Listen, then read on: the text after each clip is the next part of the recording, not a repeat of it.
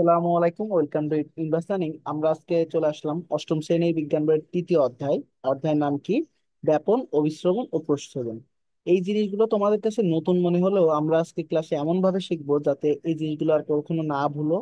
তারপরে কি অনেকদিন যাতে মনে থাকে, কারণ কি এই জিনিসটা তোমাদের 9-10-এ কাজে দিবে, তারপরে কলেজ লাইফে কাজে দেবে, সর্বোপরি তোমার বাস্তব জীবনে অনেক ক্ষেত্রে হেল্প করবে। ঠিক আছে, এই চ্যাপ্টারটা আমাদের রিয়েল লাইফ এর সাথে অনেক বেশি মিল আছে। ঠিক আছে, এই যে ব্যাপনের সাথে আমরা প্রতিনিয়ত পরিচিত হচ্ছি, তারপরে অভিস্রবণ, প্রচ্ছেদন, এইগুলো সম্পর্কে। ঠিক আছে, তোমাদের কাছে যেহেতু নতুন, তো চলো আমরা বিষয়টা বিস্তারিতভাবে জানার চেষ্টা করি। দেখো, আমরা এখানে কি লেখা আছে আমি একটু সংক্ষেপে বলি। দেখো, আমরা সবাই জানি যে উদ্ভিদ কিভাবে তোমার এই যে পানি, তারপরে পানিতে দ্রবীভূত যেসব খনিজ লবণ আছে এগুলো শোষণ করে। আমরা সবাই জানি কিসের মাধ্যমে, মূলের সাহায্যে এটা শোষণ করে, তাই না? এবার সেইগুলো কি হয়, পানি ও রস কাণ্ডের ভিতর দিয়ে পাতায় পৌঁছায়। কারণ কি, দেখো উদ্ভিদ কিভাবে খাদ্য তৈরি করে আমরা সবাই কিভাবে জানি, এটা হচ্ছে পাতার সাহায্যে উদ্ভিদ খাদ্য তৈরি করে। কারণ কি, পাতায় ক্লোরোফিল থাকে, সেই ক্লোরোফিলের সাহায্যে উদ্ভিদ খাদ্য তৈরি করে। এবার খাদ্য তৈরি করতে গেলে অনেক ধরনের রস লাগে, কিন্তু তোমার অনেক এলিমেন্ট লাগে। আমরা কি জানি, শুধু কার্বন ডাইঅক্সাইড তারপর সূর্যের আলোক থাকলেও কিন্তু হয় না, সাথে পানি লাগে। এই পানিটা কিসের মাধ্যমে যায় বলতো? এই যে কাণ্ডের মাধ্যমে যায়। ঠিক আছে, আবার দেখা যায় কি উদ্ভিদের অনেক বেশি যে শিকড় থাকে, এই শিকড়ের মাধ্যমে কিন্তু অনেক বেশি পানি কিন্তু উদ্ভিদ কি করে, চুষে নেয়। সেক্ষেত্রে কি হয়, এই শোষিত পানি যদি অধিক হয়ে যায় সেক্ষেত্রে দেখা যায় এই পানিগুলো উদ্ভিদ বাষ্পাকারে দেহ থেকে বের করে দেয়। আবার কি হয় দেখো, ওই উদ্ভিদ কি করে, কার্বন ডাই অক্সাইড গ্রহণ করে পরিবেশ থেকে, আবার কি করে অক্সিজেন ত্যাগ করে। তারপর কি দেহে পানীয় পানিতে দ্রবীভূত খনিজ লবণ শোষণ, লবণ শোষণ, ওই পানীয় দ্রবণ দেহের নানা অঙ্গে পরিবহন করে, তাই না? এবার কি করে, দেহ থেকে পানি বাষ্পাকারে বের করে দেয়। এই সমস্ত প্রক্রিয়া ঘটে ব্যাপন, অভিস্রবণ, শোষণ, প্রবহন এবং প্রস্বেদনের মাধ্যমে। আমরা সবকিছু ডিটেল জানবো। এই যে আমরা কি জানলাম বলতো, এই যে উদ্ভিদ কি অতিরিক্ত পানি যে বাষ্প আকারে বের করে দেয় না, দেখবা তোমরা শীতকালে বেশি দেখা যায়, একটা পাতা যদি নাও, পাতার নিচে, ঠিক আছে, দেখবে শিশির জমে থাকে। এই শিশির গুলো বেশিরভাগ থাকে কি শিশির। আবার এখানে দেখবা পাতার নিচে প্রস্বেদনের মাধ্যমে যে উদ্ভিদ বেশি পরিমাণ পানি গ্রহণ করে না, এইগুলো কিন্তু বের করে দেয়। তোমাদের বইয়ে সুন্দর করে একটা এক্সাম্পল আছে কিভাবে তোমরা চেক করবা। ঠিক আছে, আমরা আস্তে আস্তে জানবো সেগুলো। তোমরা আপাতত এইটুকু জানো যে প্রস্বেদনের কারণে পানি বাষ্পাকারে ব্যাপনের ব্যাপনের দ্বারা পাতা থেকে নির্গমন হয়। কিসের কারণে? প্রস্বেদনের কারণে। আর কিসের দ্বারা? ব্যাপনের দ্বারা। এটুকু জানো। আমি ডিটেলসে প্রস্বেদন কি, ব্যাপন কি, সবগুলো নিয়ে আলোচনা করব। তারপরে দেখো, এই যে দেখো এখানে কি হচ্ছে, একটা কাণ্ড দেখাচ্ছে, তাই না? এটা এটা দিয়ে বোঝাচ্ছে কি, দেখো মূল থেকে পাতায় পানির ঊর্ধ্বগমন। দেখো মূল থেকে অভিস্রবণ প্রক্রিয়ায় পানি শোষণ করতেছে। কোন প্রক্রিয়া বলতো? অভিস্রবণ প্রক্রিয়ায় পানি শোষণ করতেছে। তোমাদের এক্সামে আসবে উদ্ভিদ কোন প্রক্রিয়ায় মূল থেকে পানি শোষণ করে, তোমরা কি অ্যান্সার দিবা? অভিস্রবণ প্রক্রিয়ায়। তারপরে কি, অতিরিক্ত পানি কিভাবে বের করে দেয়? প্রস্বেদনের কারণে ব্যাপন দ্বারা অতিরিক্ত পানি বের করে দেয়। আমরা সবগুলো ডিটেল জানবো। ঠিক আছে, দেখো এখানে দেওয়াই আছে, এই অধ্যায় শেষে আমরা জানতে পারবো ব্যাপন প্রক্রিয়া কি, অভিস্রবণ প্রক্রিয়া কি, প্রস্বেদন প্রক্রিয়ায় পানি পরিত্যাগ ইত্যাদি। ঠিক আছে, তারপরে উদ্ভিদ কিভাবে এই যে মাটি থেকে পানি শোষণ করে এইগুলো জানতে পারবো। ঠিক আছে, তো চলো আমরা পার্ট 1 ও 2 চলে যাই। এখানে মেইনলি আলোচনা করেছে তোমাকে ব্যাপন নিয়ে। এখন দেখো, আমরা সবাই জানি সব পদার্থ কি ক্ষুদ্র ক্ষুদ্র অণু দিয়ে গঠিত, তাই না? এখন এই অণুগুলো কি সবসময় গতিশীল থাকে না? সবগুলো কিন্তু গতিশীল থাকে, কিন্তু দেখো তরল ও গ্যাসের ক্ষেত্রে এই অণুগুলো চলন কিন্তু একটু দ্রুত হয়। কঠিনের বেলায় দেখা যায় কি, একটা মনে করো ইট, এক্ষেত্রে অণুগুলো কিন্তু খুব বেশি গতিশীল থাকে না, এগুলো স্টেবল অবস্থায় থাকে। ঠিক আছে, কিন্তু তরল আর গ্যাসের ক্ষেত্রে এগুলোর চলন খুব দ্রুত হয়। এবং কি হয় দেখো, বেশি ঘনত্বের স্থান থেকে কম ঘনত্বের দিকে অণুগুলো ছড়িয়ে পড়ে। এই প্রক্রিয়া যতক্ষণ না চলতে থাকে, যতক্ষণ না অণুগুলোর ঘনত্ব দুই স্থানে সমান হয়, অণুগুলোর এরূপ চলনকে কি বলে? ব্যাপন বলে। এখন দেখো, এটুকু পড়ে মনে করো কিছু না বুঝলেও সমস্যা নেই, আমি তোমাদের আগে বলি এখানে কি বোঝাতে চাইছে ব্যাপনের সংজ্ঞা। এখন ব্যাপনের সংজ্ঞা তোমাদের জন্য আমি লিখে রেখেছি, আহ, আর একটা এক্সাম্পলে দিয়েছি। দেখো ব্যাপন কাকে বলে। ব্যাপন বলে হচ্ছে তোমার, দেখো স্বাভাবিক বায়ুমণ্ডলীয় তাপ ও চাপে, এই যে আমরা যে পরিমাণ বায়ুমণ্ডলীয় তাপে আছি, চাপে আছি, এই অবস্থায় কোনো বস্তুর তরল কিংবা বায়বীয় মাধ্যমে, কোথায় কোথায় দেখো, তরল অথবা বায়বীয় মাধ্যমে স্বতঃস্ফূর্ত ও সমানভাবে ছড়িয়ে পড়ার ঘটনাকে কি বলে? ব্যাপন বলে, তাই না? ব্যাপনের ইংলিশ কি? ডিফিউশন। এটা মনে রাখবা, কোথায়? তরল কিংবা বায়বীয় মাধ্যমে স্বতঃস্ফূর্তভাবে ও সমানভাবে ছড়িয়ে পড়ার প্রক্রিয়া। এই জিনিসটাকে খুব বেশি মনে রাখবো, স্বতঃস্ফূর্তভাবে ও সমানভাবে। আর কোথায় কোথায়? তরল কিংবা বায়বীয় মাধ্যমে। এটা কি বলে? ব্যাপন বলে। যেমন তোমাদের বিবরণে একটা এক্সাম্পল দেই, দেখো তোমার ঘরে যদি একটা কোণে তুমি সেন্টের বোতলটা খুলে রাখো, তখন কি দেখা যায়? তোমার পুরো ঘরে কিন্তু সেন্টের ঘ্রাণটা ছড়িয়ে পড়তেছে। এটা হয়েছে তোমার ব্যাপনের মাধ্যমে। আবার তুমি আরেকটা এক্সাম্পল চিন্তা করতে পারো, মনে করো তোমার ঘরের এক কোণে, মনে করো এটা তোমার একটা ঘর, ঘরের এক কোণে তুমি কাঁঠাল রাখছো, ঠিক আছে। এখন কাঁঠাল রাখলে কি হবে, সারা ঘরে ওই ছড়িয়ে পড়তেছে না। এখন এই যে ছড়িয়ে পড়ার প্রক্রিয়াটা কি বলে, ঘ্রাণটা ছড়িয়ে পড়তেছে, তাই। এখন এই ঘ্রাণ ছড়িয়ে পড়ার প্রক্রিয়াকে বলে ব্যাপন। এখন এই জিনিসটা কি হচ্ছে দেখো, প্রথমে কাঁঠালটা যখন পেকেছিল প্রথমে ঘ্রাণটা ছিল হচ্ছে এইটুকু এরিয়া জুড়ে, তারপরে যখন বেশি পেকে গেছে তখন কি আরো বেশি এরিয়া জুড়ে আসে না।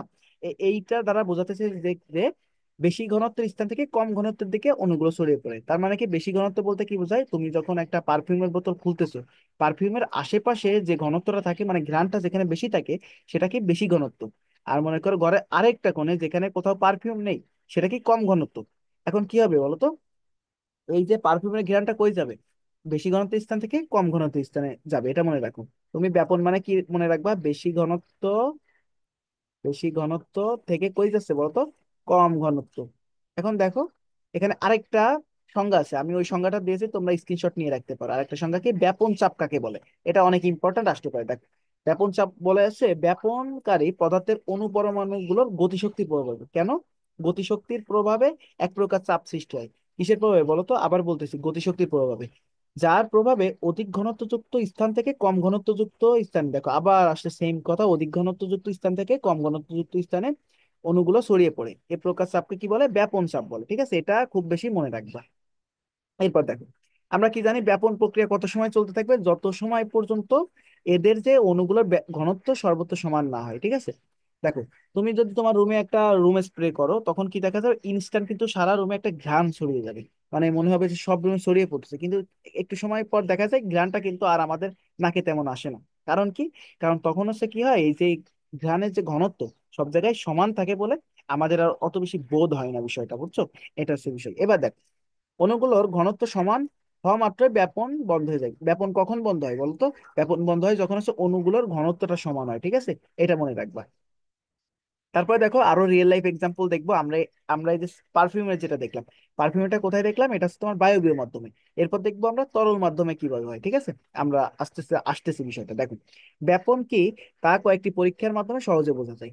পরীক্ষালব্ধ তথ্যের বিরুদ্ধে বাস্তব জ্ঞান অর্জন করা যায়, আমরা সেই বাস্তব জ্ঞানটা অর্জন করার চেষ্টা করি। দেখো আমাদের যে এক্সাম্পলটা আছে এখানে, যেমন ঘরে সেন্ট বা আতর ছড়ালে বা ধূপ জ্বালালে সমস্ত ঘরে তার সুবাস ছড়িয়ে পড়ে, আমরা সবাই জানি এটি ব্যাপনের কারণে ঘটে। কারণ কি, দেখো ধূপের ধোঁয়া ও সেন্টের অণুগুলো অধিক ঘনত্ব সম্পন্ন হয়, কি কারণ কি, ওদের যে ঘ্রাণ আছে ওটার কারণে কি অধিক সম্পন্ন হয়, সম্পূর্ণ ঘরে কম ঘনত্ব সম্পন্ন স্থানে ছড়িয়ে পড়ে। কারণ কি, ঘরে এক কোণে যদি তুমি ধূপটা জ্বালাও, তখন কি হবে, এই যে ঘরের ধূপ যেখানে জ্বালাচ্ছ সেখানে কি বেশি ঘনত্ব আছে, আর অন্য পাশে গেছে কম ঘনত্ব।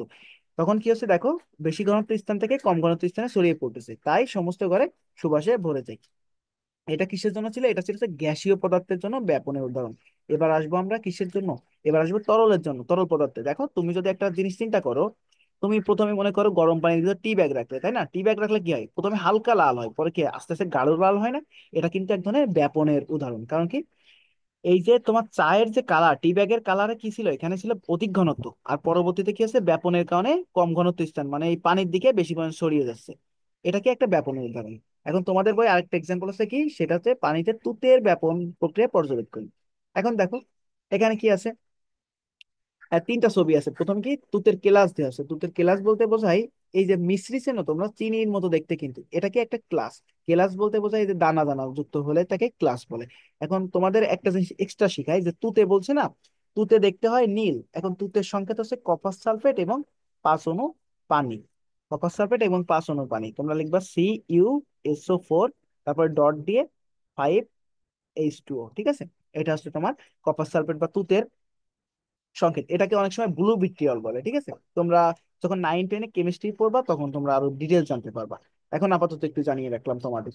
দেখো এখন এখানে বলতে চাইছে কি, দেখো তুমি যখন এই যে একটা সাধারণ পানিতে তুতে দিবা, তুতের একটা ক্লাস দিবা, তুতের ক্লাসটা হচ্ছে নীল কালারে, তারপরে কি হয়, আস্তে আস্তে দেখা যায় পানিটা হালকা নীল হচ্ছে, তারপরে কি ঘন নীল হচ্ছে। এখন কাহিনী কি, পানি হচ্ছে কম ঘনত্বযুক্ত আর তুতেটা কি ছিল বেশি ঘনত্বযুক্ত। তখন কি হচ্ছে, বেশি ঘনত্ব কম ঘনত্ব স্থান থেকে বেশি ঘনত্ব স্থানের দিকে যাচ্ছে। এটা হচ্ছে বিষয়। এবার এখান থেকে তোমাদের ঘ নম্বর, এই যে সৃজনশীল প্রশ্নে ক, খ, গ, ঘ এমন থাকে না, তোমাদের ঘ নম্বর অথবা খ নম্বরে আসতে পারে কি, ব্যাপনের গুরুত্ব। ঠিক আছে, এখন ব্যাপনের গুরুত্ব তোমরা এইটুকু লিখে দিতে পারো। ঠিক আছে, দেখো কিভাবে লিখবা, দেখো জীবের বিভিন্ন শারীরবৃত্তীয় কাজে ব্যাপন প্রক্রিয়া ঘটে। এখন শারীরবৃত্তীয় কাজ কোনগুলো? এই যে শ্বসন, কি শ্বসন, সালোক সংশ্লেষণ, এগুলো কি শারীরবৃত্তীয় কাজ। এখন তোমাদের উদ্ভিদের নিয়ে এখানে বলা হয়েছে, দেখো যেমন উদ্ভিদ সালোক সংশ্লেষণের সময় বাতাস থেকে কি করে, কার্বন ডাই অক্সাইড গ্রহণ করে এবং অক্সিজেন কি করে, ত্যাগ করে। সালোক সংশ্লেষণে কি হয়, কার্বন ডাই অক্সাইড গ্রহণ করে এবং অক্সিজেন ত্যাগ করে। এই অত্যাবশ্যক কাজ ব্যাপন দ্বারা সম্ভব। কিসের মাধ্যমে সম্ভব বলতো? ব্যাপনের মাধ্যমে সম্ভব, এই যে ত্যাগ গ্রহণ করা, ঠিক আছে। দেখুন, আবার জীবকোষের বেলায় কি হয়, শ্বসনের সময়, কিসের সময়, শ্বসনের সময় গ্লুকোজ জ্বালানোর জন্য অক্সিজেন প্রয়োজন হয়। কিসের জন্য, কিসের জন্য বলো? গ্লুকোজ জ্বালানোর জন্য অক্সিজেন ব্যবহৃত হয়। ব্যাপন প্রক্রিয়ার দ্বারা কোষে অক্সিজেন প্রবেশ করে এবং কার্বন ডাই অক্সাইড বের হয়ে যায়। তখন কিসের মাধ্যমে কোষে অক্সিজেন প্রবেশ করে? ব্যাপন প্রক্রিয়ার মাধ্যমে।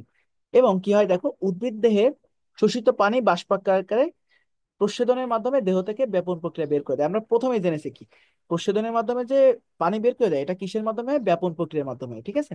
তারপর দেখো, প্রাণীদের শ্বসনের সময় অক্সিজেন ও কার্বন ডাই অক্সাইড আদান প্রদান, রক্ত থেকে পুষ্টি উপাদান, অক্সিজেন প্রভৃতি লসিকায় বহন এবং লসিকা থেকে কোষে পরিবহন করা হয়। এটা সবগুলো কিসের মাধ্যমে? ব্যাপনের মাধ্যমে হয়, এটা মনে রাখবা।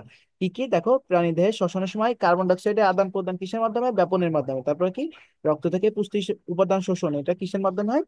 ব্যাপনের মাধ্যমে হয়। এটা মনে রাখবা, ঠিক আছে। সর্বোপরি এই যে তোমরা ব্যাপনের গুরুত্বটা একটু ভালো করে পড়বা, ঠিক আছে। এটা এখান থেকে এক্সাম প্রশ্ন আসে। এবার আসবো আমাদের অন্য একটা টপিক, সেটা কি, সেটা হচ্ছে অভিশ্রবণ। এখন অভিশ্রবণটাও কিন্তু খুব বেশি ইম্পর্ট্যান্ট, এটাও আমরা খুব রিয়েল লাইফে দেখি। তোমাদের আগে একটা উদাহরণটা দিয়ে নেই। এই যে কিসমিস কেমন থাকে, অনেক একদম চুপসে থাকে না? এবার তুমি যদি এটাকে পানিতে ভিজাও, তখন কি হয়? কিসমিস কিন্তু অনেক বেশি ফুলে যায়। এই প্রক্রিয়াটা কিসের মাধ্যমে? এই প্রক্রিয়াটা হয় অভিশ্রবণের মাধ্যমে। এখন আমরা অভিশ্রবণ কি সেই জিনিসটা জানার চেষ্টা করবো। এখন দেখো, অভিশ্রবণ জানতে গেলে আমাদের কিছু বিষয় জানা লাগবে। সেটা কি, পর্দা, ঠিক আছে। ভিন্ন ঘনত্বযুক্ত বিভিন্ন রকম পর্দা আছে। পর্দাকে সাধারণত কয় ভাগে ভাগ করা হয়? তিন ভাগে ভাগ করা হয়, এটা মনে রাখবো। পর্দাকে কয় ভাগে ভাগ করা হয়? তিন ভাগে। একটাকে বলে অর্ধবেদ্য পর্দা, একটাকে বলে অর্ধবেদ্য, একটা ভেদ্য এবং একটা অভেদ্য পর্দা। এখন অভেদ্য পর্দা বলতে কি বোঝায়? যেখান থেকে মনে করো এই যে দ্রাবক, দ্রবক ও দ্রব উভয় প্রকার পদার্থের অণুগুলো চলাচল করতে পারে না, তাকে অর্ধবেদ্য পর্দা বলে। যেমন কি পলিথিন, কিউটিন যুক্ত কোষ প্রাচীর। এখন দেখো, তোমরা ছাঁকনি হিসেবে অনেক সময় কি ইউজ করো, কাপড় ইউজ করো, আবার ছাঁকনি ইউজ করো না, তখন কি হয়? এই ছাঁকনির ভিতর দিয়ে কিন্তু বড় উপাদানগুলো যেতে পারে না, আবার কি ছোট উপাদান মানে পানিগুলো কিন্তু খুব ইজিলি যেতে পারে। তার মানে কি, এখান থেকে কিন্তু কি হচ্ছে, পানি যেতে পারতেছে। আবার তুমি যদি পলিথিন দিয়ে কখনো কোনো কিছু ছাকতে যাও, তখন কি কোনো কিছু ছাকতে পারবা? পারবা নাকি? কিন্তু কারণ কি, পলিথিনের যে শক্ত আবরণ আছে, এর মাধ্যমে দ্রব বলো, তারপর দ্রবক বলো, দ্রব বলো, কোনো কিছুই আর কি চলাচল করতে পারবে না। তোমরা মনে রাখবা দ্রবক কোনগুলো, যেগুলো তরল থাকবে, অর্থাৎ পানি, পানিটাকে একটা দ্রবক, ঠিক আছে, এটা মনে রাখবা। তার মানে কি, অভেদ্য পদার্থ দ্বারা আমরা কি বুঝলাম? যেখানে দ্রবক ও দ্রব উভয় প্রকার পদার্থের অণুগুলো চলাচল করতে পারে না, ঠিক আছে, এটা হচ্ছে বিষয়। এবার দেখো, ভেদ্য পর্দা। ভেদ্য পর্দা বলতে বোঝায় যে পদার্থের দ্রব ও দ্রব উভয়ের অণু সহজে চলাচল করতে পারে, তাকে কি বলে? ভেদ্য পর্দা বলে। যেমন কি কোষ প্রাচীর, এটা একটা এক্সাম্পল মনে রাখলা কি, যে ভেদ্য পর্দা কোনগুলো? কোষ প্রাচীর কেমন পর্দা বলো তো? ভেদ্য পর্দা। তারপরে কি, পলিথিন কেমন পর্দা? অভেদ্য পর্দা। এভাবে মনে রাখবা। এখন তোমাদের যেটা লাগবে অভিশ্রবণ প্রক্রিয়া, সেটা হচ্ছে সবচেয়ে বেশি ইম্পর্ট্যান্ট, অর্ধবেদ্য পর্দা।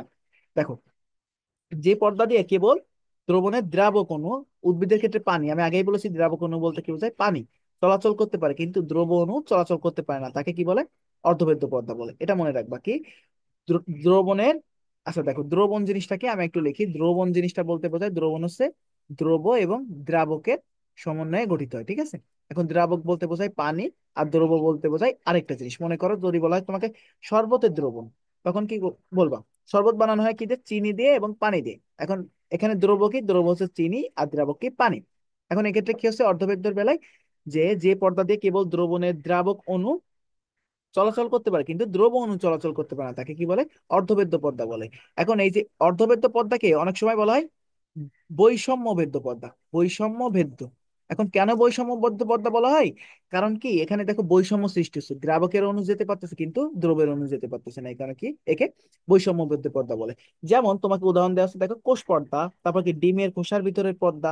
দেখবা ডিম ছোলার সময় কি দেখবা, আলাদা একটা খোসা তো থাকে, তার নিচে একটা আলাদা সাদা সাদা ধরনের একটা খোসা থাকে, এটা কি বলে? এটাও কিন্তু অর্ধবেদ্য পর্দা। তারপরে কি দেখো, মাছের পর্দা, জীবজন্তুর পিত্তথলির পর্দা, এগুলো মনে রাখো। এখন দেখো, একটা এক্সাম্পল দেওয়া আছে যেটা আমি প্রথমেই বললাম, সেটা কি, দেখো শুকনা কিশমিশকে যদি তুমি পানিতে কিছুক্ষণ ভিজিয়ে রাখো, সেটা কি হবে? একটা সময় ফুলে উঠবে। এবার দেখো, এই কিশমিশ দ্বারা পানি শোষণের কারণে ঘটে, তাই না? পানি শোষণ অভিস্রবণ দ্বারা ঘটে। কিসের মাধ্যমে? অভিস্রবণ দ্বারা ঘটে। অভিস্রবণও এক ধরনের ব্যাপন। এখন কি প্রশ্ন আসতে পারে, কি অভিস্রবণ কি এক ধরনের ব্যাপন? হ্যাঁ, অবশ্যই অভিস্রবণ এক ধরনের ব্যাপন। দেখো, অভিস্রবণ কাদের ঘটে? দেখো, কেবলমাত্র তরলের ক্ষেত্রে ঘটে। আমরা একটু কি শিখেছিলাম? ব্যাপন। ব্যাপন কার ক্ষেত্রে ঘটে? ব্যাপন ঘটতেছিল কি তরল, গ্যাসীয় ক্ষেত্রেও ঘটতেছিল, আবার তরলের ক্ষেত্রেও ঘটতেছিল, তাই না? কিন্তু এই যে অভিস্রবণ, অভিস্রবণ ঘটতেছে অনলি তরলের ক্ষেত্রে, এটা মনে রাখবা। এবং একটি অর্ধবেদ্য পর্দা অভিস্রবণের সময় দুটি তরলকে পৃথক রাখে রাখে কিসমিসের উদাহরণ দিয়ে বিষয়টা একটু বোঝানো হলো। দেখো এখানে তোমাদের চিত্র আছে, চিত্রে কি দেখানো হয়েছে? প্রথমে শুকনা কিসমিস, তারপরে ভেজানো হলে দেখো কিসমিস গুলো বলের মতো ফুলে গেছে, তাই না? এটা কেন হয়েছে? অভিস্রবণের দ্বারা পানিটা শোষণ করেছে, ঠিক আছে। এবার দেখো, আমরা জানি দুটি ভিন্ন ঘনত্বের দ্রবণ একত্রে মিশ্রিত হলে স্বাভাবিকভাবে এদের মধ্যে ব্যাপন সংঘটিত হবে। কারণ কি? কম ঘনত্ব স্থান থেকে বেশি ঘনত্ব স্থানের দিকে যাবে, তাই না? সরি, বেশি ঘনত্ব স্থান থেকে কম ঘনত্ব স্থানে যাবে, এটাকে ব্যাপনের মাধ্যমে। এবার দেখো, কিসমিসের ভিতরের পানি শুকিয়ে যাওয়ার পরে কিসমিস গুলো কুঁচকে গেছে, তাই না? কিসমিস গুলো কেন এইরকম শুকনা থাকে? কেন বলতো? কারণ এর ভিতরে যে পানিগুলো থাকে, পানিগুলো শুকা হয়ে যায়, তারপরে এটা কি হয়? কুঁচকে যায়। তারপরে দেখো, কিসমিস গুলো পানিতে রাখলে পানি শোষণ করে ফুলে উঠবে, কারণ কিসমিসের ভিতরে শর্করার গাঢ় দ্রবণ একটি পর্দা দ্বারা পানি থেকে পৃথক হয়ে থাকে। কিসমিসের ভিতরে কি থাকে বলতো? শর্করা। এটা কেন পৃথক হয়ে থাকে? এই যে একটা পর্দা দ্বারা পৃথক হয়ে থাকে। ফলে শুধু পানির অণু কিসমিসের অভ্যন্তরে অভিস্রবণ প্রক্রিয়ায় প্রবেশ করেছে, কিন্তু শর্করা অণু এইরকম পর্দা ভেদ করে বাইরে আসতে পারছে না। মানে কি? দেখো, কিসমিসের ভিতর মনে করো যে এলিমেন্ট গুলো আছে, এই এলিমেন্ট গুলো শুকনো অবস্থায় যেমন ছিল, এই যে বড় অবস্থায় তেমন থাকবে। শুধু কি হয়? বাইরে থেকে পানিটা আসে, কিন্তু কিসমিসের ভিতর যে উপাদান শর্করা, এটা কখনোই বাইরে যায় না। এটা মনে রাখবা। তোমরা হয়তো অনেকে ভাবতে পারো যে কিসমিসকে যদি তুমি পানিতে ভিজাই রাখো তাহলে কিসমিসের যে কোয়ালিটি সেটা কমে যাবে। মোটেও কমবে না। জাস্ট কি হয় এখানে? অর্ধবেদ্য পর্দার দ্বারা অর্ধবেদ্য পর্দার মাধ্যমে কাজটা সম্পন্ন হচ্ছে বলে কি হচ্ছে এখানে? পানিটা ভিতরে আসতেছে, বাট এই কিসমিসের যে গুণাগুণ, খাদ্যর যে কোয়ালিটি, সেটা কখনোই কমে যাবে না। এটা মনে রাখবা। দেখো, এই এই ধরনের পর্দা কি বলে? অর্ধবেদ্য পর্দা। যেটা আমরা একটু সংজ্ঞার মাধ্যমে বুঝলাম। কি বুঝেছিলাম? যে দ্রাবক অণু চলাচল করতে পারে কিন্তু দ্রবণীয় অণু চলাচল করতে পারে না। এখন এই যে আমরা এত সময় অনেক গল্প করলাম অথবা আদার্স অনেক বকাবকি করলাম, এখন কথা হচ্ছে এই যে কি বলে অভিস্রবণ প্রক্রিয়া কাকে বলে? দেখো, এটা মনে রাখবা। একটু আগে কি শিখেছিলাম? ডিফিউশন মানে কি ছিল? ব্যাপন। আর অভিস্রবণকে বলে অসমোসিস। কি বলে? অসমোসিস। এখন অভিস্রবণ কাকে বলে এই সংজ্ঞাটা খুব বেশি করে মনে রাখবা। দেখো, যে প্রক্রিয়ায় একই পদার্থের কম ঘনত্ব এবং বেশি ঘনত্বের দুটি দ্রবণ অর্ধবেদ্য পর্দা দ্বারা পৃথক করা হলে দ্রাবক পদার্থের অণুগুলো কম ঘনত্বের দ্রবণ থেকে অধিক ঘনত্বের দ্রবণের দিকে যায়, তাকে কি বলে? অভিস্রবণ বলে। এখানে সবচেয়ে বেশি ইম্পর্ট্যান্ট কি? কম ঘনত্ব এবং বেশি ঘনত্বের বিষয়টা, ঠিক আছে। আর কি? অর্ধবেদ্য পদার্থ। এইগুলো তুমি যদি সংজ্ঞা লেখো, এইগুলো মাস্ট থাকা লাগবে, ঠিক আছে। বাকি কথা না থাকলেও চলবে। এখানে কি লিখবা? যে প্রক্রিয়া একই পদার্থের কম ঘনত্ব এবং বেশি ঘনত্বের দুটি দ্রবণ অর্ধবেদ্য পর্দা দ্বারা পৃথক করা থাকে, এবং সেখানে কি হয়? দ্রাবক পদার্থের অণুগুলো কম ঘনত্বের দ্রবণ থেকে অধিক ঘনত্বের দ্রবণের দিকে যায়। কি কি হয় এখানে? কম ঘনত্বের দ্রবণ থেকে অধিক ঘনত্বের। আর ব্যাপনের ক্ষেত্রে কি হয়? বেশি ঘনত্ব থেকে কম ঘনত্বের দিকে। এটা মনে রাখবা। দেখো, অন্যভাবে বলা যায়, দ্রাবক তার বেশি ঘনত্বের অঞ্চল থেকে কম ঘনত্বের অঞ্চলের দিকে ধাবিত হয় অর্ধবেদ্য পর্দার ভিতর দিয়ে। কিসের মাধ্যমে? অর্ধবেদ্য পর্দার ভিতর দিয়ে। দেখো, এখানে আরেকটা ছবি আছে অভিস্রবণ প্রক্রিয়া। দেখো, হালকা দ্রবণ এবং ঘন দ্রবণ। তখন কি আছে? দেখো, এই যে হালকা দ্রবণ, ঠিক আছে, দেখো হালকা মানে ছোট ছোট যে দ্রবণ, এগুলো কি হচ্ছে? দেখো বেশি ঘনত্বের দ্রবণের দিকে চলে গেছে, দেখো বেশি পরিমাণ ফোঁটা চলে আসছে, ঠিক আছে। তার মানে এটা এখানে কি হচ্ছে? এ থেকে বি তে দ্রাবকের অনুচলন। হালকা দ্রবণটা ছিল দ্রাবক, আর বিটা কি ছিল? দ্রবণ, ঠিক আছে। এটা হচ্ছে তোমার বিষয়। আশা করি তোমরা বুঝতে পারলে। এবার দেখো, আমরা সেম ভাবে ও ব্যাপনের গুরুত্বের মতোই অভিস্রবণের গুরুত্ব আর একটু মনে রাখার চেষ্টা করবো। দেখো, সেটা কি? জীবকোষের কোষাবরণ। এই যে আমাদের জীবকোষের যে কোষের আবরণ থাকে না, প্লাজমা পর্দা অর্ধবেদ্য পর্দা হিসেবে কাজ করে। কি কি আমাদের যে প্লাজমা পর্দা বা সেল মেমব্রেন, এটা কিসের মতো কাজ করে? অর্ধবেদ্য পর্দার মতো কাজ করে, ঠিক আছে। দেখো, প্লাজমা পর্দা দিয়ে অভিস্রবণ প্রক্রিয়ায় কিসের দেখো প্লাজমা পর্দা দিয়ে অভিস্রবণ প্রক্রিয়ায় মাটিস্থ পানি মূলরোমের মধ্যে প্রবেশ করে বা বাইরে আসে। এই যে মূলের মধ্যে যে পানি যায় না, মনে করো একটা গাছ, গাছের নিচে যে মূল থাকে, এই মূলের ভিতর যে পানি যায় সেটা কিসের মাধ্যমে যায়? মূলরোমের মাধ্যমে। আর কি কোন প্রক্রিয়া? অভিস্রবণ প্রক্রিয়ায়। কোষিস্থিত পানি খনিজ লবণকে দ্রবীভূত করে কোষরসে পরিণত করে।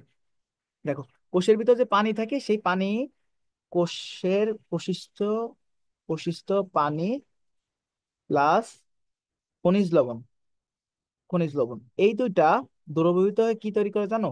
কোষ রস। কোষ রস। এখানে সেই কথাটা বলেছে। সুতরাং কোষের মধ্যে বিভিন্ন জৈব রাসায়নিক প্রক্রিয়াগুলো সচল রাখার জন্য অভিস্রবণের ভূমিকা খুবই গুরুত্বপূর্ণ। এই প্রক্রিয়ায় উদ্ভিদ কোষের রস স্ফীতি ঘটে। এটি কাণ্ড পাতাকে দেখো, এটি এখানে সবচেয়ে ইম্পর্টেন্ট এই জিনিসটা, কাণ্ড পাতাকে সতেজ রাখতে, তারপরে ফুলের পাপড়ি বা খুলতে সাহায্য করে কোনটি? সবচেয়ে সাহায্য করে বেশি অবিশ্রবণ প্রক্রিয়া। তার মানে তোমাদের এক্সামে আসবে যে ফুলের পাপড়ি বন্ধ খুলতে সাহায্য করে কোন প্রক্রিয়া, ব্যাপন, প্রচ্ছেদন, নাকি অভিস্রবণ? তোমরা অ্যান্সার কি দিবা? অভিস্রবণ। দেখো তাছাড়া অভিস্রবণের মাধ্যমে প্রাণীর অন্ত্রে খাদ্য শোষিত হতে পারে। প্রাণীর অন্ত্রে খাদ্য শোষিত হয় কিসের মাধ্যমে? অভিস্রবণের মাধ্যমে। এরপরে যে কাজটা আছে তোমরা আশা করি পড়লেই বুঝতে পারবা, ঠিক আছে। এরপরে আসি আসি দেখো পার্ট 5। এখানে কি আছে? এখানে আছে উদ্ভিদের পানি ও খনিজ লবণ শোষণ। দেখো এখন উদ্ভিদ যে পানিটা শোষণ করে সেটা কিভাবে শোষণ করে সেটা আমরা একটু দেখি। দেখো, মাটি থেকে পানি ও পানিতে দ্রবীভূত খনিজ লবণ উদ্ভিদ দেহের সজীব কোষে টেনে নেওয়ার পদ্ধতিকে সাধারণভাবে শোষণ বলা হয়। কাকে শোষণ বলা হয়? মাটি থেকে পানি ও পানিতে দ্রবীভূত খনিজ লবণ যে উদ্ভিদ টেনে নেয় নিজের সজীব কোষে, সেটা কি বলে? শোষণ বলা হয়। এটা মনে রাখতে পারো। দেখো, স্থলে বসবাসকারী উদ্ভিদগুলো মূল রমের সাহায্যে মাটি থেকে পানি শোষণ করে, এটা সবাই জানি কিসের সাহায্যে? মূল রমের সাহায্যে। আচ্ছা, তারপর দেখো পানিতে নিমজ্জিত উদ্ভিদ ছাড়া দেহ দিয়ে পানি শোষণ করে কি করে? এই যে মনে করো একটা উদ্ভিদের অর্ধেক অংশ পানিতে ডুবে আছে, ঠিক আছে, এই অর্ধেক অংশ কি করে? পানি শোষণের কাজে অংশগ্রহণ করে, এখানে সেই কথাটা বলতে চেয়েছে, ঠিক আছে। দেখো, স্থল স্থলজ উদ্ভিদগুলোর মূল রোম মাটির সূক্ষ্ম কণার ফাঁকে লেগে থাকা কৌশিক পানির অবিশ্রবণ প্রক্রিয়ায় নিচ দিয়ে পানি, হ্যাঁ, নিচ দিয়ে টেনে নেয়। দেখো কৌশিক পানি মানে কি? দেখো আমরা কি জানি, মাটি এমন থাকে না, আমরা কিন্তু সাধারণ অবস্থায় দেখতে পারি শুকনা মাটি থেকে কিভাবে আর কি উদ্ভিদ বেঁচে আছে। উদ্ভিদ বেঁচে আছে এই যে মাটির সূক্ষ্ম সূক্ষ্ম যে কণা আছে না, এই কণাগুলোর ভিতর পানি থাকে, এই পানিগুলো কি করে? মূল রোমের সাহায্যে উদ্ভিদ মানে শোষণ করে নেয়, ঠিক আছে, এইভাবে আর কি উদ্ভিদ প্রয়োজনে পানিটা নেয়। এবার দেখো এখানে মূলের বিভিন্ন অংশ, এটা দেখো, এই যে মনে করো একটা মূল, এটাকে জুম করা হয়েছে। মূলের এই যে একটা বড় একটা অংশ, এই যে দেখো চুলের মতো যেসব অংশ, এগুলো কি বলা হয়? মূল রোম অঞ্চল, ঠিক আছে। এই দেখো এক একটা চুলকে বলা হয় মূল রোম। তারপরে দেখো কোষ সৃষ্টিকারী অঞ্চল, মূল রোমের নিচে ছোট করে মানে একটা লম্বা একটা দণ্ডের মতো আছে, দেখো এটা কি বলে? কোষ সৃষ্টিকারী অঞ্চল। আর নিচে দেখো এরকম পুঞ্জীভূত অনেক কিছু আছে, এটা কি বলে? মূলত্ব। এটা আর কি তোমরা জেনে রাখতে পারো। দেখো এখন মূল রোম মনে করো আরো বেশি জুম করা হয়েছে মাটিতে, এই যে এগুলো কি সবগুলো মাটির কণা, ঠিক আছে। মাটির ভিতর কিন্তু ফাঁকা স্থান থাকে, এই ফাঁকা স্থানে কি থাকে? কৌশিক পানি। এই দেখো এখানে বুঝিয়ে দিয়েছে কৌশিক পানি থাকে। এবার কি করে মূল রোম এই যে মাটির কণার ভিতর যায় এবং এসব জায়গা থেকে কি করে? পানিটা শোষণ করে। এটা হচ্ছে বিষয়। এরপরে দেখো মূল রোমের প্রাচীরটি ভেদ্য। মূল রোমের প্রাচীরটি কেমন বলো? ভেদ্য। কারণ কি ভেদ্য কি হয়? যে দ্রাবক এবং দ্রব দুইটাই কিন্তু চলাচল করতে পারে। তোমরা এখানে মনে রাখবা কি মূলরোমের প্রাচীরটা কি? ভেদ্যে। তাই ইমবাইবেশন প্রক্রিয়ায় পানি শোষণ করে। এখন ইমবাইবেশন একটা নতুন টার্ম আসলো, আমরা পরবর্তীতে এটা জানবো। তুমি এখানে মনে রাখো যে ইমবাইবেশন প্রক্রিয়ায় পানি শোষণ করে এবং কোষ প্রাচীরের নিচে অবস্থিত অর্ধবেদ্য প্লাজমার পর্দার সংস্পর্শে আসে। কোথায় আছে? অর্ধবেদ্য প্লাজমা পর্দার সংস্পর্শে আসে। এবার দেখো মূলরোমের কোষীয় দ্রবণের ঘনত্বের তুলনায় তার পরিবেশের দ্রবণের ঘনত্ব কম থাকায় পানি বা দ্রাবক কোষের মধ্যে অন্ত অবিশ্রমিক প্রক্রিয়ায় প্রবেশ করে। কেমন? দেখো অন্ত অবিশ্রমিক অবিশ্রবণ প্রক্রিয়া। কারণ কি? এখানে কি দেখো কম ঘনত্ব আর বেশি ঘনত্ব জিনিসটা আবারও চলে আসছে, এখানে কি অবিশ্রবণ প্রক্রিয়াটা চলে আসছে। দেখো এরপর কি মূলের বাইরের আবরণ থেকে কেন্দ্র পর্যন্ত সব কোষের কোষরসের ঘনত্ব সমান নয়। এটা মনে রাখবে। দেখো সমান নয় কিন্তু, কারণ কি? মনে করো মূল মূল কিন্তু বিভিন্ন রকম হতে পারে। একটা এরকম উপর দিকে থাকে কিন্তু গাছের শিকড় আর কি, আর অনেকগুলো মাটির নিচের দিকে থাকে। এখন নিচের দিকে যেগুলো থাকে এগুলোতে দেখা যায় কোষরসের ঘনত্ব পরিমাণ বেশি, আর উপর দিকে কিন্তু কম থাকে। এটা এখানে সেটা বোঝাতে চেয়েছি, ঠিক আছে। তারপর দেখো কোষান্তর অভিস্রবণের কারণে মূলের এক কোষ থেকে অন্য কোষে পানির গতি অব্যাহত থাকে এবং পরিশেষে পানি কাণ্ডের জাইলেম বাহিকায় মাধ্যমে পাতায় পৌঁছায়। এখন তোমাদের আসতে পারে পানি কাণ্ডের জাইল সরি পানি পাতায় পৌঁছায় কিভাবে? পানি পাতায় পৌঁছাইছে জাইলেম বাহিকার মাধ্যমে। কিসের মাধ্যমে? জাইলেম বাহিকা। এখন উদ্ভিদ কোষে দুইটা কোষ থাকে যেগুলো হচ্ছে পরিবহনে অংশ নেয়, একটাকে বলে জাইলেম আর একটাকে বলে ফ্লোয়েম। তোমরা ভবিষ্যতে জানতে পারবে, ঠিক আছে। আপাতত আমি তোমাদের অল্প স্বল্প একটু অ্যাডভান্স টপিক শিখাচ্ছি, জাইলেম আর কি ফ্লোয়েম। খাবার খাবারের যে উদ্ভিদে খাবার তৈরি করে সব জায়গায় ছড়িয়ে দেওয়া লাগে না, এটার কাজ করে এই ফ্লোয়েম। আর যেখানে পানি দেখবা, পানি বা জল, জল যেখানে দেখবা সেখানে কি করে? সেখানে হচ্ছে জাইলেম কাজ করে, ঠিক আছে, এটা মনে রাখবা। এরপরে আমরা কি জানলাম একটু আগে? একটা একটা নতুন একটা টপিক আসছিল, সেটা কি ছিল? ইমবাইবেশন। এখন দেখো ইমবাইবেশন জিনিসটা কি? অধিকাংশ কলয়েড ধর্মী পদার্থই পানি গ্রাহী। এখন আবার কলয়েড জিনিসটা চলে আসছে, তাই না? এখন দেখো এই যে কলয়েড জিনিসটা কি, দেখো উদ্ভিদ দেহে বিভিন্ন ধরনের কলয়েড ধর্মী পদার্থ বিদ্যমান, যেমন কি স্টার সেলুলোজ জিলেটিন। এটা কি উদ্ভিদের বিভিন্ন রকম উপাদান।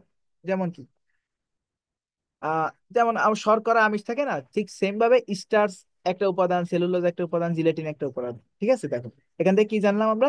কলোইডধর্মী পদার্থ পানিগ্রাহী। এখন কলোইডধর্মী পদার্থ কোনগুলো? স্টার্চ, সেলুলোজ, জিলেট, এইগুলো।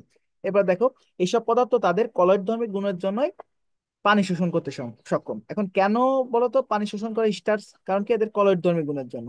এবার দেখো, কলোইডধর্মী বিভিন্ন পদার্থ, হ্যাঁ, উদ্ভিদের ক্ষেত্রে কি কোষ প্রাচীর, কোষ প্রাচীর কি একটা কলোইডধর্মী পদার্থ, এটা মনে রাখবা। তারপর কি, যে প্রক্রিয়ায় নানা ধরনের তরল পদার্থ শোষণ করে তাকে কি বলে? ইমবাইবিশন। তার মানে তোমাদের এখানে সংজ্ঞাটা মনে রাখা লাগবে কি, কলোইডধর্মী বিভিন্ন পদার্থ যে প্রক্রিয়ায় নানা ধরনের তরল পদার্থ শোষণ করে তাকে কি বলে? ইমবাইবিশন। আর শোষণকারী পদার্থ কি কি বলা হয়? হাইড্রোফিলিক পদার্থ। হাইড্রো বলতে বোঝায় পানি, আর ফিলিক বলতে বোঝায় আকর্ষণ। ঠিক আছে, হাইড্রোফিলিক পদার্থ বলে। হাইড্রোফিলিক পদার্থ কাকে বলে? ইমবাইবেশন প্রক্রিয়ায় যেটা শোষিত হয় তাকে কি বলে? হাইড্রোফিলিক পদার্থ। এবার দেখো, এখন আসতেছি আমরা কি, উদ্ভিদের খনিজ লবণ শোষণ। আমরা এত সময় একটু আগে কি শিখলাম? কিভাবে পানি শোষণ করে। পানি শোষণ করে কি প্রক্রিয়া? ইমবাইবেশন প্রক্রিয়ায় পানি শোষণ করে, তাই না? এই মূল রোমের সাহায্যে। এখন শিখবো আমরা খনিজ লবণ কিভাবে শোষণ করে, তাই না? দেখো, এখন উদ্ভিদের স্বাভাবিক বৃদ্ধির জন্য কিছু খনিজ লবণ তো অবশ্যই দরকার হয়। এখন এই খনিজ লবণ গুলো কোথায় পাই? পানিতে পাই। কিন্তু এখন মাটিস্থ পানিতে খনিজ লবণ দ্রবীভূত অবস্থায় থাকে। কি অবস্থায় থাকে? দ্রবীভূত অবস্থায় থাকে। এবার দেখো, এখানে কি মূলের কোষে অভিস্রবণ প্রক্রিয়ায় পানি শোষণ। দেখো এখানে কি আছে? মাটির কি আছে? মাটির কণা।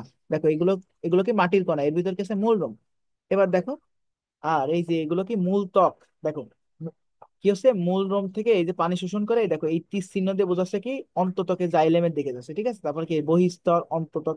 এটা তোমরা আপাতত এমনি চিত্রটা মনে রাখতে পারো, অত বেশি ইম্পর্টেন্ট না, তোমরা ফিউচারে আরো বেশি জানতে পারবা। ঠিক আছে, এবার দেখো এখানে কি বলেছি। খনিজ লবণ গুলো মাটিস্থ পানি থেকে, সরি, মাটিস্থ পানিতে দ্রবীভূত থাকলেও পানি শোষণের সঙ্গে উদ্ভিদের লবণ শোষণের কোনো সম্পর্ক নেই। ঠিক আছে, পানি শোষণের সাথে লবণ শোষণের কোনো রকম সম্পর্ক নেই। কিন্তু দুইটা কিন্তু এক এক করলে হবে না, কিন্তু দুইটা প্রক্রিয়া কি ভিন্ন ধর্মী। কিন্তু দেখো, উদ্ভিদ কখনো লবণের সম্পূর্ণ অণুকে শোষণ করতে পারে না। উদ্ভিদ কি করে? লবণের সম্পূর্ণ অণুকে কিন্তু কখনো শোষণ করতে পারে না। ঠিক আছে, লবণগুলো কেবল আয়ন হিসেবে শোষিত হয়। কি হয়? আয়ন হিসেবে শোষিত হয়। দেখো এটা মনে রাখবা। যেমন পটাশিয়াম আয়ন শোষিত হয়। ঠিক আছে, পটাশিয়াম শোষিত হয় না, কিন্তু পটাশিয়াম আয়ন। এখন কে প্লাস মানে কি? Potassium ion. ঠিক আছে, এবার দেখো, উদ্ভিদ মাটির রস থেকে খনিজ লবণ শোষণ করে দুই ভাবে। একটাকে বলে নিষ্ক্রিয় শোষণ, আর একটাকে বলে সক্রিয় শোষণ। আবার যদি এটুকু জানো যে উদ্ভিদ মাটি থেকে খনিজ লবণ শোষণ করে কয় ভাবে? দুই ভাবে। একটাকে বলে নিষ্ক্রিয় শোষণ, আর একটাকে বলে সক্রিয় শোষণ। এখন দেখো এখানে কিভাবে আবার সেম ভাবে বোঝাইছে। এই যে মূল রোম, তারপর কি মূল রোম দ্বারা শোষিত অভিস্রবণ। এই যে মূল এই অঞ্চল দ্বারা কি হয়? পানিটা শোষিত হয়, অভিস্রবণ প্রক্রিয়া। ঠিক আছে, তারপরে কি দেখো নিচে কি থাকে? কোষ সৃষ্টিকারী অঞ্চল দ্বারা নিষ্ক্রিয় বা সক্রিয় শোষণ পদ্ধতিতে খনিজ লবণ শোষিত হয়। এখন বলো এই যে নিষ্ক্রিয় বা সক্রিয় শোষণ পদ্ধতি কোথায় হয়? এই যে কোষ সৃষ্টিকারী অঞ্চল থেকে। ঠিক আছে, এটা আর কি দেখতে পারো তোমরা, জাস্ট মনে রাখার জন্য।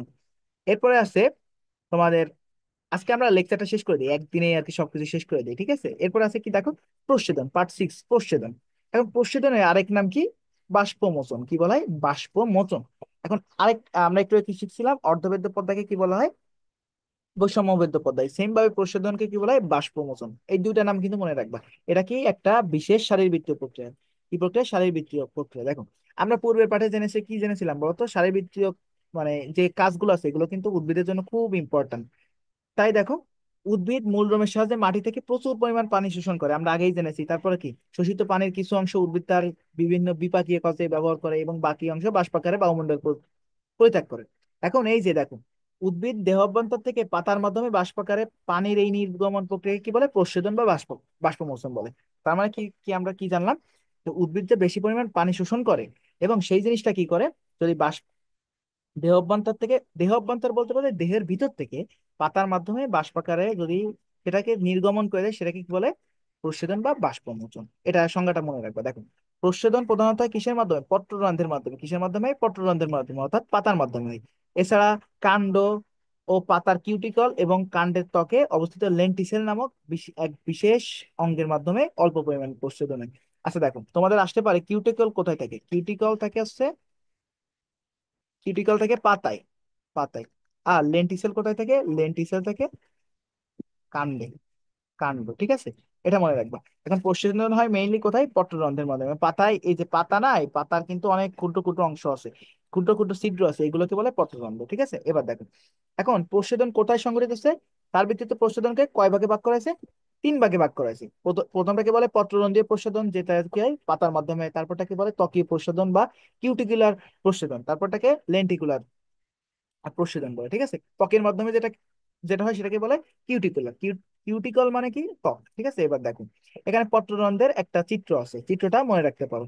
দেখো, চিত্রটা কি হয়, এরকম দুইটা সেল থাকে, গার্ড সেল, এগুলোকে বলা হচ্ছে রক্ষী কোষ। এই যে দুইটা থাকে না, এই দুইটাকে বলা হচ্ছে, দেখো দুইটা কাজু বাদামের মতো রক্ষী কোষ থাকে। আর এর ভিতরে যে ফাঁকা স্থান একে বলে রন্ধ্র। আর এই যে গার্ড সেলের ভিতরে থাকে হচ্ছে নিউক্লিয়াস, দেখো নিউক্লিয়াস। আর গার্ড সেলের বাইরে কি থাকে, কোষ প্রাচীর, ঠিক আছে। আর এর বাইরে যেসব কোষ থাকে এগুলোকে বলে সহকারী কোষ প্রাচীর। আর গার্ড সেলের ভিতরে এই যে আরো নিউক্লিয়াসের সাথে দেখো ছিদ্র ছিদ্র কুটো কুটো কিছু জিনিস আছে, এগুলোকে বলে ক্লোরোপ্লাস্ট। এগুলো তোমরা মনে রাখতে পারো। আর লেন্টিসেল দেখতে কেমন দেখো, এই যে বাইরে এরকম পর্দা থাকে, মানে দেখো পাহাড়ের মতো। পাহাড়ের মতো দেখলেই তোমরা কি করবা, লেন্টিসেল মনে রাখতে পারো, ঠিক আছে। এবার দেখো, সাধারণ অণুবীক্ষণ যন্ত্রের সাহায্যে পত্ররন্ধ্র দেখা যায়, আর খালি চোখে কাণ্ডের লেন্টিসেল সহজে দেখা যায়। এই যে তোমরা দেখেছো না গাছে বাকল দেখছো না, গাছের যে ছাল, এই ছাল গুলো কি বলে, লেন্টিসেল, ঠিক আছে। আর আর পত্ররন্ধ্র তোমরা অণুবীক্ষণ যন্ত্রের সাহায্যে দেখতে পারবে, ঠিক আছে। এবার দেখো, এখানে যে পরীক্ষাটা আছে, তোমার বাসায় যদি একটা ফুলের টব থাকে, ঠিক আছে, অথবা কোনো গাছ থাকে, গাছে কি করবা, যে কোনো একটা পাতায়, যে কোনো একটা কাণ্ডে কি করো, পলিথিনে মানে মুড়িয়ে রাখবা। তখন দেখবা যে কিছুদিন পর এই যে পাতায়, মানে তারপরের দিনে দেখতে পারবা এই পলিথিনের আশেপাশে এই পানি জমে আছে, এটাকে কি বলে, এই পানিগুলো আছে কি করে, অতিরিক্ত পানি প্রস্বেদন প্রক্রিয়া আর কি বের করে দিচ্ছে, ঠিক আছে। এই বিন্দু বিন্দু জলগুলোকে কি বলে, প্রস্বেদন প্রক্রিয়ায় যে পানিগুলো বের করে দিচ্ছে সেইগুলো। এবার আসবো আমরা, তোমরা এখানে পড়লেই বুঝতে পারো বিষয়টা কি, তোমরা করে দেখতে পারো তোমাদের বাড়ির গাছে, ছোট গাছে করলে কিন্তু গাছটা কিন্তু মরে যাবে, তোমরা বড় একটা গাছে ডাল ডালে বাঁধতে পারো, ঠিক আছে। এবার দেখো, প্রস্বেদনের গুরুত্ব, আমরা তো সময় শিখলাম কি অভিস্রবণের গুরুত্ব, ব্যাপনের গুরুত্ব, সেম ভাবে কি করবো প্রস্বেদনের গুরুত্বটাও শিখবো। দেখো, উদ্ভিদ জীবনে প্রস্বেদন একটি অনিবার্য বা অপরিহার্য একটা প্রক্রিয়া, ঠিক আছে। এবার দেখো, প্রস্বেদনের ফলে উদ্ভিদ দেহ থেকে প্রচুর পানি বাষ্পাকারে বেরিয়ে যায়, কি হয়, প্রচুর পানি বাষ্পাকারে বেরিয়ে যায়। এক্ষেত্রে কি হয়, উদ্ভিদের মৃত্যু হতে পারে। এই যে পানি বের হতে হতে দেখা যায় কি পানি বের হওয়ার একটা লিমিট থাকে না, অনেক বেশি পরিমাণ বের হয়ে যাচ্ছে, তখন কি হয়, উদ্ভিদের কিন্তু মৃত্যু হতে পারে। তাই আপাতত দৃষ্টিকে উদ্ভিদের জীবনে প্রস্বেদনকে ক্ষতিকর প্রক্রিয়া বলেই মনে করা হয়, ঠিক আছে। এই জন্য প্রস্বেদনকে বলা হয় নেসেসারি ইভিল, ঠিক আছে। কি বলা হয়, নেসেসারি ইভিল। মানে কি, দেখো নেসেসারি মানে উপকারী বা প্রয়োজনীয়, আবার ইভিল মানে কি, শয়তান বা দুষ্ট, ঠিক আছে। কেন বলা হচ্ছে, কারণ কি, প্রস্তুতি আবার একদিক দিয়ে ভালো কাজও করতেছে, আবার একদিক দিয়ে খারাপ কাজও করতেছে। ভালো কাজ কি, এই যে অতিরিক্ত পানি বের করে দিচ্ছে, আবার খারাপ কাজ কি, এই যে অতিরিক্ত পানি বের করতে করতে কিন্তু বেশি পরিমাণ পানি যদি বের করে দেয় তখন কিন্তু মৃত্যু হতে পারে। এই কারণে কি বলা হয়, নেসেসারি ইভিল বলা হয়, ঠিক আছে। এটা মনে রাখতে পারো, কারণ দেখো কারণটা খুব সুন্দর করে বইয়ে লেখা আছে, তোমরা দেখবা। প্রস্বেদনের ফলে উদ্ভিদ তার দেহ থেকে পানিকে বের করে অতিরিক্ত পানির চাপ থেকে মুক্ত হয়। উম, ঠিক আছে। প্রস্বেদনের ফলে কোষরসের ঘনত্ব বৃদ্ধি পায়, দেখো কি হয়, কোষরসের ঘনত্ব বৃদ্ধি পায়। দেখো, যখন মনে করো আগে আগে উদ্ভিদে পানি ছিল অনেক, তার ভিতর কোষরস ছিল, কোষেদনে কি হচ্ছে, পানিগুলো বের করে দিচ্ছে, তাহলে কি কোষরসের ঘনত্বটা বেড়ে যাচ্ছে না, এটা হচ্ছে বিষয়। কোষরসের ঘনত্ব বৃদ্ধি অন্ত অভিস্রবণে সহায়ক হয়েও উদ্ভিদকে পানি ও খনিজ লবণ শোষণে সাহায্য করে, ঠিক আছে। এবার দেখো, এটি উদ্ভিদ দেহকে ঠান্ডা রাখে। প্রস্বেদনের উপকারিতা এগুলো কি, উদ্ভিদ দেহকে ঠান্ডা রাখে, পাতার আর্দ্রতা বজায় রাখে।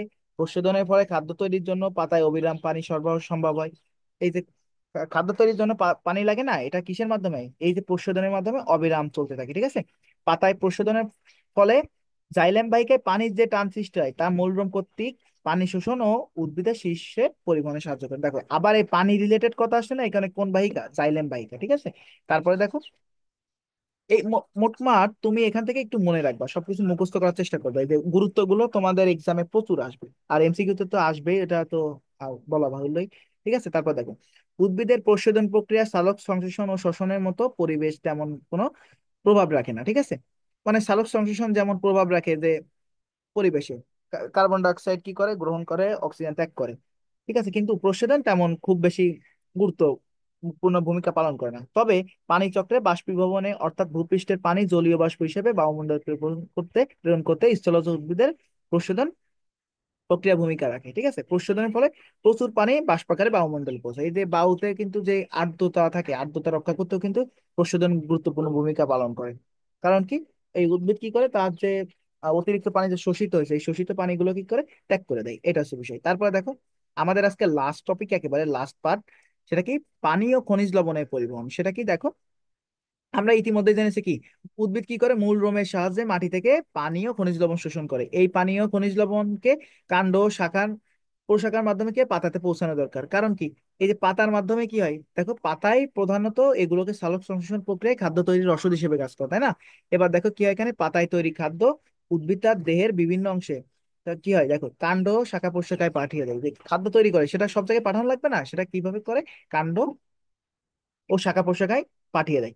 উদ্ভিদের মূল রোম দ্বারা শোষিত পানি এবং খনিজ লবণ মূল থেকে পাতায় পৌঁছানো, পাতায় তৈরি খাদ্যবস্তু সারা দেহে ছড়িয়ে পড়ার প্রক্রিয়া কি বলে? পরিবহন বলে। এখন পরিবহন কাকে বলে বলো তো?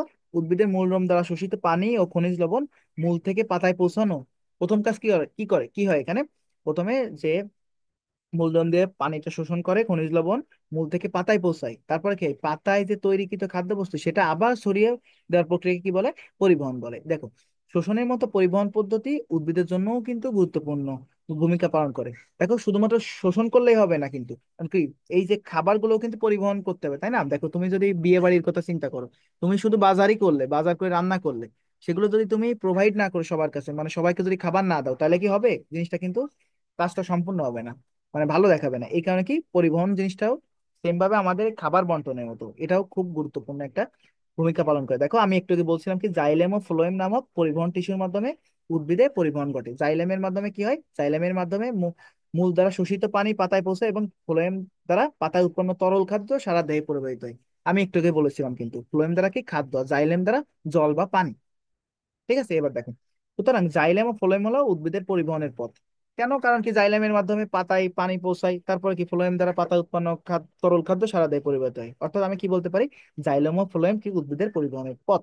এবার দেখো, উদ্ভিদের পরিবহন প্রক্রিয়াটি নিম্নলিখিত ভাবে সম্পন্ন হয়। মানে কিভাবে সম্পন্ন হয় সেটা তোমাদের একটা ডায়াগ্রাম দিয়ে বোঝাইছে, আমি ডায়াগ্রামটা বোঝাচ্ছি তোমাদের একটু পরে। দেখো, উদ্ভিদের মূল রোম দিয়ে পানি অভিস্রবণ প্রক্রিয়া এবং পানিতে দ্রবীভূত খনিজ লবণ নিষ্ক্রিয় ও সক্রিয় শোষণ পদ্ধতিতে জাইলেম জাইলেম টিস্যুতে পৌঁছায়, তাই না? দেখো, প্রথমে কি হয়? পানি যে শোষণ হয় সেটা কিসের মাধ্যমে? অভিস্রবণ প্রক্রিয়া হয়।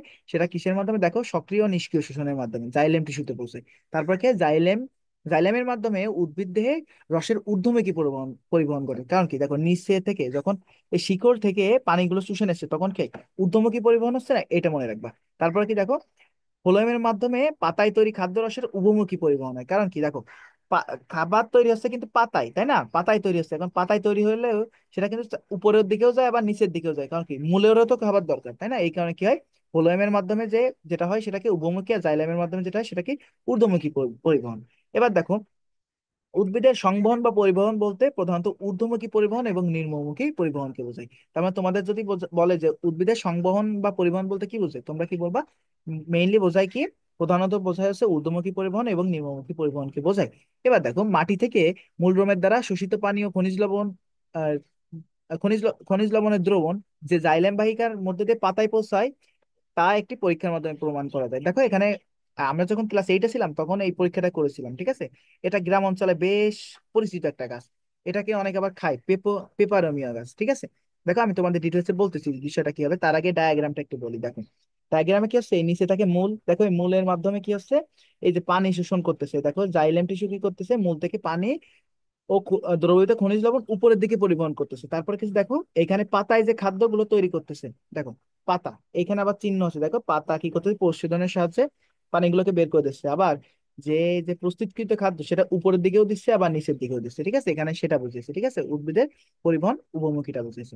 আর এখানে এই যে পরিবহনের জিনিসটা কিভাবে, দেখো, পেপোরিমিয়া গাছ দেখতে তোমরা ইউটিউবে সার্চ দিতে পারো যে কেমন দেখতে, আর পরীক্ষাটা খুব সুন্দর করে দেওয়া আছে, তাহলে আরো ডিটেলস বুঝতে পারবা। আমি তোমাদের বলি, পেপোরিমিয়া গাছ হচ্ছে এমন একটা গাছ যেখানে তোমার পাতাগুলোর যে পাতার যে ভিতরে যে উপাদানগুলো আছে, ভিতরে শিরাগুলো দেখা যায়। তারপরে কি, তুমি আরো ডিটেলস একটা এক্সাম্পল বলি। মনে করো একটা রংযুক্ত কালার যুক্ত একটা বয়েমে তুমি কি করলে, এই গাছটা রাখলে, তখন কি হবে? এই শিকড়ের মাধ্যমে কি করে, পানি তো চুষে নেয় না? এখন পানি যখন চুষে নেবে, তখন দেখা যাবে কি, এই যে রঙিন বস্তুটাও শুষে নেবে। যখন দেখা যাবে যে নীল কালারে পানি শোষণ করতেছে, তাহলে দেখা যাবে এই যে গাছগুলো এতটাই মনে করো সাদা, ঠিক আছে? তোমার সবকিছু দেখা যায় যে এই দিক দিয়ে নীল কালার গেছে, ঠিক আছে? তোমাদের স্কুলে হয়তো বা করাতে পারে, অথবা তোমরা ইউটিউবে একটা ভিডিও দেখতে পারো যে আহ কি পানি পরিবহনের পরীক্ষা, এটা ইউটিউবে সার্চ দিলে দেখবা চলে আসবে, ঠিক আছে? এবার দেখো, আমাদের আজকে যে একেবারে অধ্যায়টা শেষ করে দেই। এখানে নতুন কি কি শিখলাম আমরা, ব্যাপন শিখলাম, ব্যাপনের সংজ্ঞা শিখলাম, অর্ধবেদ্য পদ্মা, বেদ্য পদ্মা, অন্তঃবিশ্রবণ, বহিঃশ্রবণ, অনেক কিছু শিখেছি কিন্তু, তাই না? এবার দেখো, এই যে এই প্রশ্নগুলো তোমরা কিন্তু ভালো করে মনে রাখবা। ব্যাপন কি কাকে বলে, অভিশ্রবণ কাকে বলে, আমি কিন্তু আগেই বলেছি, তাই না? দেখো, উদ্ভিদ মূলের মূলরম দ্বারা শোষণ করে, তাই না? দেখো, উদ্ভিদ যে পানিগুলো শোষণ করে কিসের মাধ্যমে, মূলের মূলরম দ্বারা। তারপর কি হয়, দেখো উদ্ভিদের জাইলেম দিয়ে পানি ও পানিতে দ্রবীভূত খনিজ লবণ শোষিত হয়। এটা মনে রাখবা কি, পানিতে দ্রবীভূত খনিজ লবণ কিসের মাধ্যমে শোষিত হয়, এই যে জাইলেম দ্বারা। তারপরে কি, ফ্লোয়েম দ্বারা কি হয়, এই যে পাতায় তৈরি খাদ্য উদ্ভিদের শাখা প্রশাখায় পৌঁছানোর জন্য। এগুলো কিন্তু ভুললে চলবে না, খুব ভালো করে মনে রাখবা। তারপর কি দেখো, অভিশ্রবণের ফলে খাদ্য তৈরির জন্য পাতায় অবিরাম পানি সরবরাহ সম্ভব হয়। কিসের মাধ্যমে আর কি পানির সরবরাহ সম্ভব হয়, এই যে অভিশ্রবণের মাধ্যমে।